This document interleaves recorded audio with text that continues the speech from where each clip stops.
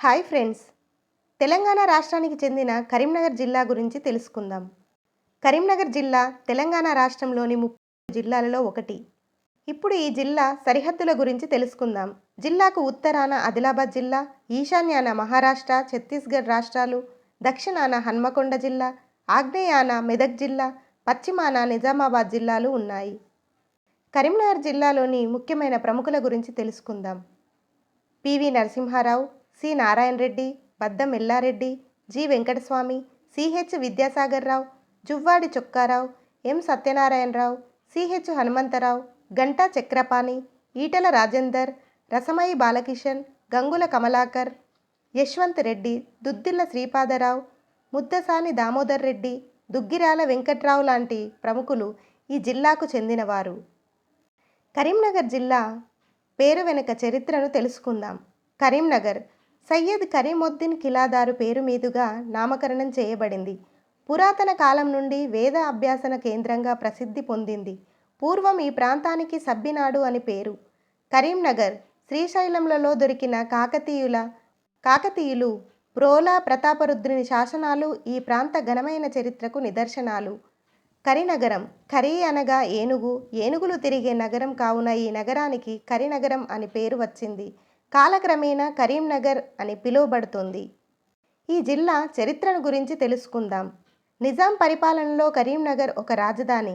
మాజీ భారత ప్రధానమంత్రి పివి నరసింహారావు, ప్రసిద్ధ కవులు సింగిరెడ్డి నారాయణ రెడ్డి, వేములవాడ భీమ కవి, గంగుల కమలాకర్ వంటి పలు సుప్రసిద్ధ వ్యక్తులు కరీంనగర్ జిల్లాకు చెందినవారు. గోదావరి నది ఈ ప్రాంత సౌందర్యంను మరింత ఇనుమడింపచేస్తుంది. కరీంనగర్ గోండ్లు, కోయలు, చెంచులు, లంబాడీలు, ఎరుకల, తోటి మొదలైనటువంటి అనేక గిరిజన జాతులకు ఆవాసము. ఈ ప్రాంతీయులు సున్నితమైన లోహకళ అయినటువంటి వెండి నగీషి పనిలో మంచి నిపుణులు. 1905కు పూర్వం ఎలగందల్ జిల్లాగా ప్రసిద్ధి చెందింది. 1905లో పూర్వపు వరంగల్ జిల్లా నుండి పరకాల తాలూకాను జిల్లాలో కలిపి, లక్షటిపేట, చెన్నూరు తాలూకాలను ఆదిలాబాద్ జిల్లాలో, సిద్దిపేట తాలూకాను మెదక్లో చేర్చి జిల్లాను 7 తాలూకాలతో పునర్వ్యవస్థీకరించి కరీంనగర్ జిల్లాగా నామకరణం చేశారు. కరీంనగర్కు 30 కిలోమీటర్ల దూరంలో గోదావరి నది శాఖైన మూలవాగు తీరంలో వేములవాడ రాజరాజేశ్వర స్వామి పుణ్యక్షేత్రం ఉంది. ఇక్కడ శివరాత్రి ఉత్సవాలు కన్నుల పండుగగా జరుగుతాయి. గోదావరి తీరాన గల ప్రసిద్ధ కాళేశ్వర క్షేత్రం ఈ జిల్లాలో ఉంది. కరీంనగర్కు ఉత్తరంగా 50 కిలోమీటర్ల దూరంలో గోదావరి తీరంలోని ధర్మపురి శ్రీ లక్ష్మీ నరసింహస్వామి దేవాలయం ఉంది. ఇవిగాక జగిత్యాల కొండగట్టు దగ్గర శ్రీ ఆంజనేయ స్వామి ఆలయం ఎత్తైన పర్వతంపై ఉంది. హుజురాబాద్ సమీపాన గల కొత్తగట్టు వద్ద అరుదైన శ్రీ మత్స్యగిరీంద్ర స్వామి వారి ఆలయం ఉంది. రామగుండం వద్ద ఉన్న ఫెర్టిలైజర్ కార్పొరేషన్ ఆఫ్ ఇండియా బొగ్గు ముడి పదార్థంగా ఉపయోగించి ఎరువును తయారు చేసిన మొట్టమొదటి ఫ్యాక్టరీ. నల్ల బంగారం ఉత్పత్తిలో సిరుల పంట పండిస్తున్న సింగరేణి కాలరీస్ కంపెనీకు ఖజానాలో ఎక్కువ ఆదాయం లభించేది రామగుండం బొగ్గు గనుల నుంచే. దీని భౌగోళిక స్వరూపం చూసుకుంటే వర్షపాతం 953 మిల్లీమీటర్లుగా, అడవుల శాతం 21.18గా, నదులు మానేరు, గోదావరి నది దాదాపు 283 కిలోమీటర్ల దూరంలో ఈ జిల్లాలో ప్రవహిస్తోంది. ఇప్పుడు ఈ జిల్లాలో గల పరిశ్రమల గురించి తెలుసుకుందాం. National thermal power. మొదటగా నేషనల్ థర్మల్ పవర్ రామగుండం వద్ద 2600 మెగావాట్ల విద్యుత్తును ఉత్పత్తి చేసే నేషనల్ థర్మల్ పవర్ స్టేషన్లో ఒక భాగమైన ఎన్టీపీసీ. ఇది దక్షిణ భారతదేశంలోని అతిపెద్ద విద్యుత్ ఉత్పత్తి కేంద్రం. భారతదేశంలో ISO 14001 సర్టిఫికేషన్ పొందిన సూపర్ థర్మల్ పవర్ స్టేషన్ ఇది మాత్రమే. ఇది అంతర్జాతీయంగా 6వ శ్రేణిలో ఉన్న పవర్ జనరేటర్.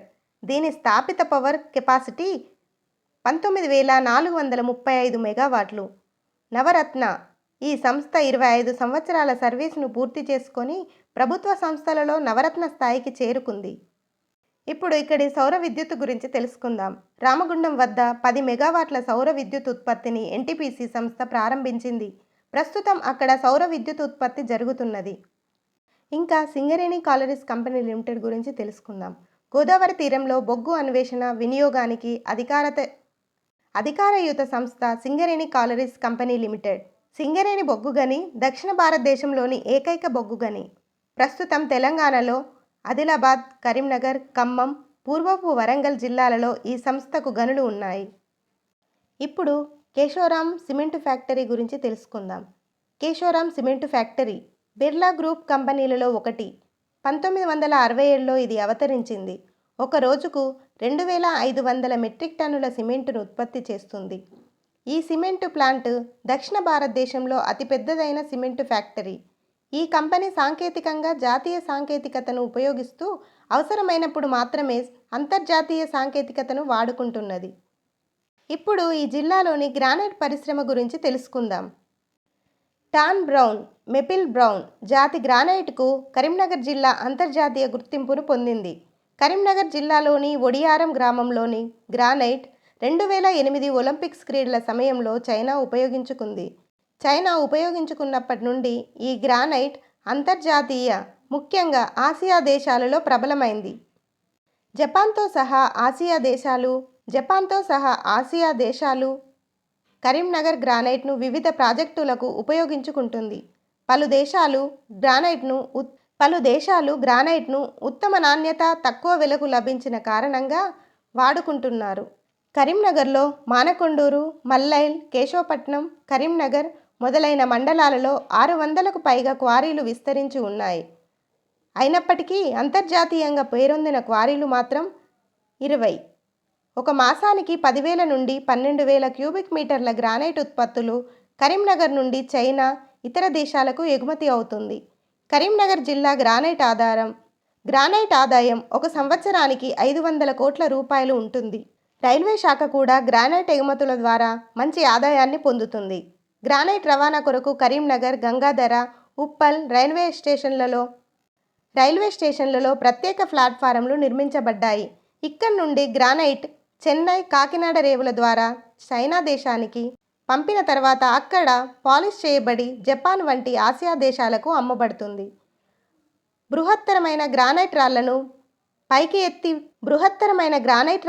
పైకి ఎత్తి పెట్టడానికి ఉపయోగిస్తున్న క్రేన్లు కూడా అనేక లక్షలు సంపాదిస్తున్నాయి. అలాగే గ్రానైట్ ఎగుమతుల ద్వారా అనేక మందికి ఉపాధి కూడా లభిస్తుంది. ఈ జిల్లాలో ఉన్న సాఫ్ట్వేర్ సంస్థల గురించి తెలుసుకుందాం. కరీంనగర్ ఇప్పుడిప్పుడే అంకురిస్తున్న ఐటీ ప్రొడక్ట్స్, స్టార్టప్స్ యొక్క నిలయం. వీటిలో కొన్ని complete IT solutions, Spoorthi financial services, blue ray technologies, pencil coders labs India private limited, Melango labs INC, DISC computers ఇలాంటి సంస్థలు ఉన్నాయి. ఇక్కడ ఆరోగ్య సంరక్షణ గురించి తెలుసుకుందాం. కరీంనగర్ గత 2 దశాబ్దాలుగా చుట్టుపక్కల తాలూకాలకు ప్రధాన ఆరోగ్య సంరక్షణ కేంద్రంగా ఉంటుంది. జగిత్యాల, సిరిసిల్ల, రామగుండం, కొడిమ్యాల్, చెప్పియల్, మంతెని, హుస్నాబాద్, చొప్పదండి, మల్యాల్, గంగాధర తాలూకాలకు కేంద్రమై ఉన్న కరీంనగర్ ఆరోగ్య సంరక్షణ కేంద్రంగా కూడా ప్రధానమైంది. జిల్లా మొత్తం నుండి రోగులు ఆరోగ్య సంరక్షణ కొరకు కరీంనగర్ మీద ఆధారపడుతున్నారు. ప్రభుత్వ ఆసుపత్రి కూడా రోగులకు తగిన చికిత్స అందజేయడంలో కీలక పాత్ర వహిస్తుంది. ఈ జిల్లాలోని ఆసుపత్రుల గురించి తెలుసుకుందాం. కరీంనగర్ జిల్లాలో ఎల్లారెడ్డిపేట మండలంలో అశ్విని హాస్పిటల్ ఉంది. జిల్లాలోనే మొదటిసారిగా పాముకాటుకు చికిత్స ప్రారంభించింది ఇక్కడే. కరీంనగర్ జిల్లా పరిపాలన విభాగాలు, నియోజకవర్గాల గురించి తెలుసుకుందాం. శాసనసభ నియోజకవర్గాలు 4. అవి మానకొండూరు శాసనసభ నియోజకవర్గం, హుజురాబాద్ శాసనసభ నియోజకవర్గం, కరీంనగర్ శాసనసభ నియోజకవర్గం, చొప్పదండి శాసనసభ నియోజకవర్గాలు ఉన్నాయి. ఇంకా లోక్సభ స్థానాలు 2. పెద్దపల్లి లోక్సభ నియోజకవర్గం, కరీంనగర్ లోక్సభ నియోజకవర్గం. ఇక్కడ స్థానిక స్వపరిపాలన గురించి తెలుసుకుందాం. పురపాలక సంఘాలు కరీంనగర్, జమ్మికుంట, హుజురాబాద్. గ్రామ పంచాయతీలు జిల్లాలో కొత్తగా ఏర్పడిన గ్రామ పంచాయతీలతో కలుపుకొని 306 గ్రామ పంచాయతీలు ఉన్నాయి. ఇప్పుడు కొత్తగా ఏర్పడిన జిల్లాలలో చేరిన మండలాల గురించి తెలుసుకుందాం. భౌగోళికంగా కరీంనగర్ జిల్లాలో పునర్వ్యవస్థీకరణకు ముందు 57 మండలాలు ఉన్నాయి. పునర్వ్యవస్థీకరణలో భాగంగా కరీంనగర్ జిల్లాలోని 57 పాత మండలాల నుండి కొత్తగా ఏర్పడిన జగిత్యాల జిల్లా 15 మండలాలతో, పెద్దపల్లి జిల్లా 11 మండలాలతో, రాజన్న సిరిసిల్ల జిల్లా 9 మండలాలతో కొత్త జిల్లాలుగా ఏర్పడ్డాయి. కొత్తగా ఏర్పడిన జయశంకర్ భూపాలపల్లి జిల్లాలో 4 మండలాలు, సిద్దిపేట జిల్లాలో 3 మండలాలు, పూర్వపు వరంగల్ పట్టణ జిల్లాలో, ప్రస్తుతం హన్మకొండ జిల్లాలో 3 మండలాలు కలిశాయి. జగిత్యాల జిల్లాలో కలిసిన మండలాలు: జగిత్యాల మండలం, రాయకల్ మండలం, సారంగపూర్ మండలం, ధర్మపురి మండలం, పెగడపల్లి మండలం, గొల్లపల్లి మండలం, కొడిమ్యాల మండలం, మల్యాల మండలం, కోరుట్ల మండలం, మెట్పల్లి మండలం, మల్లాపూర్ మండలం, ఇబ్రహీంపట్నం మండలం, మేడిపల్లి మండలం, కదలాపూర్ మండలం, వెల్గటూర్ మండలం. అలాగే పెద్దపల్లి జిల్లాలో కలిసిన మండలాల గురించి ఇప్పుడు తెలుసుకుందాం. పెద్దపల్లి మండలం, ఓదెల మండలం, సుల్తానాబాద్ మండలం, జూలపల్లి మండలం, ఎలిగేడు మండలం, ధర్మారం మండలం, రామగుండం మండలం, శ్రీరాంపూర్ మండలం, కమాన్పూర్ మండలం, మంతని మండలం, ముత్తారం మండలం. ఇప్పుడు రాజన్న సిరిసిల్ల జిల్లాలో కలిసిన మండలాల గురించి తెలుసుకుందాం. సిరిసిల్ల మండలం, గంభీరావుపేట్ మండలం, వేములవాడ మండలం, చందుర్తి మండలం, బోయినపల్లి మండలం, ఎల్లారెడ్డిపేట్ మండలం, ముస్తాబాద్ మండలం, ఇల్లంతకుంట మండలం, కోనారావుపేట మండలాలు రాజన్న సిరిసిల్ల జిల్లాలో కలిశాయి. అలాగే జయశంకర్ భూపాలపల్లి జిల్లాలో కలిసిన మండలాలు మల్హార్రావు మండలం, కాటారం మండలం, మహదేవ్పూర్ మండలం, మహాముత్తారం మండలం. ఇవి జయశంకర్ భూపాలపల్లి జిల్లాలో కలిశాయి. ఇంకా సిద్దిపేట జిల్లాలో కలిసిన మండలాలు హుస్నాబాద్ మండలం, కోహెడ మండలం, బెజ్జంకి మండలాలు కలిశాయి. పూర్వపు వరంగల్ పట్టణ జిల్లాలో కలిసిన మండలాలు ఎల్కతుర్తి మండలం, భీమదేవరపల్లి మండలం, కమలాపూర్ మండలం. కరీంనగర్ జిల్లాలోని మండలాల గురించి తెలుసుకుందాం. పునర్వ్యవస్థీకరణ తర్వాత కరీంనగర్ జిల్లా పరిధిలో 12 పాత మండలాలకు అదనంగా 4 కొత్త మండలాలు ఏర్పాటుతో కలిపి 16 మండలాలు, 2 రెవెన్యూ డివిజన్లు, 210 రెవెన్యూ గ్రామాలతో అవతరించింది. అందులో 5 నిర్జన గ్రామాలు. ఇందులో కరీంనగర్ మండలం, మానకొన్నూరు మండలం, తిమ్మాపూర్ మండలం, గంగాధర మండలం, రామడుగు మండలం, చొప్పదండి మండలం, చిగురుమామిడి మండలం, హుజురాబాద్ మండలం, వీనవంక మండలం, విలేజ్ సైదాపూర్ మండలం, జమ్మికుంట మండలం, శంకరపట్నం మండలం, కొత్తపల్లి మండలం, కరీంనగర్ గ్రామ మండలం, కరీంనగర్ గ్రామీణ మండలం, గన్నేరువరం మండలం, ఇల్లందకుంట మండలం మొదలైనవి కరీంనగర్ జిల్లాలోని మండలాలు. మొదటగా రహదారి మార్గం గురించి తెలుసుకుందాం. కరీంనగర్ హైదరాబాద్కు 162 కిలోమీటర్లు, వరంగల్ 70 కిలోమీటర్లు, నిజామాబాద్ నుండి 150 కిలోమీటర్ల దూరంలో ఉంది. ఆదిలాబాద్, నిజామాబాద్, ఖమ్మం, కరీంనగర్ జిల్లాల Telangana state road transport, Adilabad, Nizamabad, Khammam, Karimnagar జిల్లాల Telangana state road transport corporation zonal ప్రధాన కార్యాలయం కరీంనగర్ జిల్లాలో ఉంది. రోజుకు 2500 బస్సులు దాటి వెళ్లే చురుకైన బస్సు స్టేషన్లలో కరీంనగర్ బస్ స్టేషన్ ఒకటి. ఇక్కడ నుండి హైదరాబాద్, సికింద్రాబాద్కు మాత్రం వాల్వో బస్సుల వంటి అధునాతన బస్సులతో పాటు 300 బస్సులను నడుపుతుంటారు. అలాగే ఆదిలాబాద్, నిజామాబాద్, వరంగల్, ఖమ్మం, నల్గొండ, విజయవాడ, గుంటూరు, పిడుగురాళ్ల, ఒంగోలు, కావలి, కందుకూరు, నెల్లూరు, పుట్టపర్తి, తిరుపతి మొదలైన తెలంగాణ, ఆంధ్రప్రదేశ్లలోని ఊళ్లకు బస్సులు నడుస్తుంటాయి. అలాగే ఇతర ప్రాంతాలైన ముంబై, భీవండి, షిరిడి, చంద్రపూర్, గచ్చిరోలి, గొండియా, రామ్టెక్, అహిరి వంటి మహారాష్ట్రలోని ఊర్లకు బస్సులను నడుపుతుంటారు. అలాగే కర్ణాటక రాష్ట్రంలోని బెంగుళూరుకు వాల్వో బస్సులను నడుపుతుంటారు. ఇక్కడి రైలు మార్గం గురించి తెలుసుకుందాం. కరీంనగర్ సింగిల్ రైల్వే బ్రాడ్ చేత ఉత్తర తూర్పు రైల్వే 35 కిలోమీటర్ల దూరంలో ఉన్న పెద్దపల్లి వద్ద అనుసంధానించబడి ఉంది. అలాగే కరీంనగర్ నుండి 48 కిలోమీటర్ల దూరంలో ఉన్న జగిత్యాల వద్ద ఉత్తర పడమట రైల్వే లైన్తో అనుసంధానించబడి. ఇప్పుడు ఈ జిల్లాలో గల వాయు మార్గం గురించి తెలుసుకుందాం. కరీంనగర్కు 50 కిలోమీటర్ల దూరంలో ఉన్న రామగుండంలోని బసంత్ నగర్ కేశవరాం సిమెంట్ ఫ్యాక్టరీ వద్ద ఉన్న విమానాశ్రయం నుండి భారత ప్రభుత్వ సంస్థ ఎయిర్ ఇండియాలో అంతర్భాగంగా ఉన్న వాయుదూత్ విమానాలు నడిపే సమయంలో సర్వీసులు ఉండేవి. వాయుదూత్ విమాన సేవలను నిలిపివేసిన తర్వాత ఈ విమానాశ్రయం వాడుకలో లేదు. 2010లో ఈ విమానాశ్రయం చాలా ప్రముఖ వ్యక్తుల విమానాలు నిలపడానికి, అత్యవసర పరిస్థితిలో ఎయిర్ ఇండియా విమానాలు నిలపడానికి వాడబడుతుంది. తెలంగాణలోని 2వ విమానాశ్రయంగా ఈ విమానాశ్రయాన్ని అభివృద్ధి చేయాలని యోచిస్తుంది. కరీంనగర్కు సమీపంలోని ముఖ్య విమానాశ్రయం 162 కిలోమీటర్ల దూరంలో హైదరాబాద్ శివార్లలో గల రాజీవ్ గాంధీ అంతర్జాతీయ విమానాశ్రయం. కరీంనగర్ జిల్లా సంస్కృతి గురించి తెలుసుకుందాం. కరీంనగర్ జిల్లాలో అత్యధికులు మాట్లాడే భాష తెలుగు.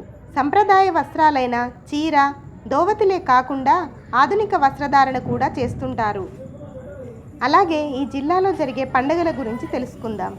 కరీంనగర్ ప్రత్యేకత అయిన బతుకమ్మ పండుగను ఇక్కడి ప్రజలు ఘనంగా జరుపుకుంటారు. ఈ పండుగ సందర్భంలో బతుకమ్మను అందమైన స్థానికంగా లభించే పూలతో అలంకరించి సామూహికంగా సాంప్రదాయకమైన గీత నృత్యాలతో స్త్రీలు వేడుక చేసుకుంటారు. ఇతర హిందూ పండుగలైన ఉగాది, శ్రీరామనవమి, వినాయక చవితి, హోలీ, శ్రీకృష్ణ జన్మాష్టమి, దసరా, దీపావళి, సంక్రాంతి, మహాశివరాత్రి పండుగలు జరుపుకుంటారు. అలాగే ముస్లింలు రంజాన్, మొహర్రం వంటి పండుగలు జరుపుకుంటారు. అలాగే క్రైస్తవులు క్రిస్మస్, గుడ్ ఫ్రైడే జరుపుకుంటారు. ఇక్కడి ఆహార సంస్కృతిని గురించి తెలుసుకుందాం. కరీంనగర్ జిల్లా ప్రత్యేక ఆహారం పిండి వంటలలో సకినాలు ఒకటి. సాధారణంగా సంక్రాంతి పండుగ సందర్భంలో వీటిని ప్రతి ఇంటా చేసుకుంటారు. బియ్యపు పిండి, నువ్వులు కలిపి తయారు చేసిన పిండిని నూనెలో దేవి వీటిని తయారు చేస్తారు. హాయ్ ఫ్రెండ్స్, మా ఛానల్ని మీరు చూస్తున్నట్లయితే సబ్స్క్రైబ్ చేయండి. మా ఈ వీడియో మీకు నచ్చినట్లయితే లైక్ చేయండి, షేర్ చేయండి, కామెంట్ చేయండి.